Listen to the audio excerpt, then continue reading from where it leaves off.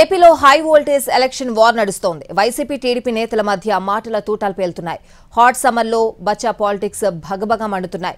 తనను బచ్చా అంటున్న చంద్రబాబును చూస్తే కృష్ణుణ్ణి బచ్చా అన్న కంసుడు గుర్తొస్తున్నాడని సీఎం జగన్ సెటైర్ వేశారు. ఏపీలో క్యాంపెయిన్ హీట్ ఎక్కింది. నామినేషన్ల పర్వం జోరుగా సాగుతోంది. పోటాపోటీ ప్రచారాలతో పార్టీలు అదరగొడుతున్నాయి. నేతల మధ్య మాటల మంటలు రాజుకుంటున్నాయి. తాజాగా బచ్చా పాలిటిక్స్ ఏపీ రాజకీయాలని మరింత వేడెక్కిస్తున్నాయి.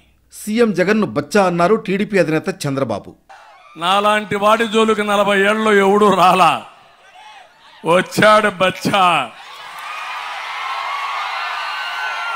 చూపిస్తా, వదిలిపెట్టను, ఏంటో ఆయన ప్లేస్ చరిత్రలో చూపించే బాధ్యత నాది. చంద్రబాబుకు స్ట్రాంగ్ కౌంటర్ ఇచ్చారు సీఎం జగన్.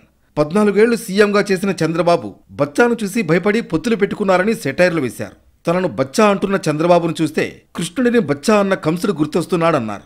బాణాలు, రాళ్లు, ఆయుధాలతో చుట్టుముట్టిన ప్రజలు ఉన్నారనే ధైర్యంతో సింగిల్ గా ఎన్నికల్లో ముందుకు వెళుతున్నారన్నారు జగన్. ఈ మధ్య బాబు ఏమంటున్నాడంటే జగన్ ఒక బచ్చా అంటున్నాడు. ఇలాంటి మాటలు వింటుంటేనే నాకు కొన్ని కథలు, కొన్ని మాటలు గుర్తుకొస్తాయి.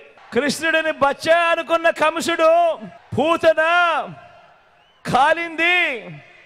ఇప్పుడు బాబు వాని మీద నిలబడిన ముగ్గురు మాదిరిగా ఈరోజు గుర్తుకొస్తా ఉన్నారు. హనుమంతుడిని బచ్చా అనుకున్న రావణుడు కూడా వీళ్ళల్లో గుర్తుకొస్తా ఉన్నాడు.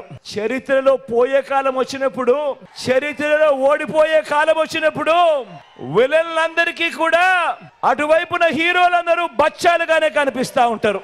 మొత్తానికి బచ్చా పాలిటిక్స్ ఏపీ పాలిటిక్స్ లో కాకరేపుతున్నాయి.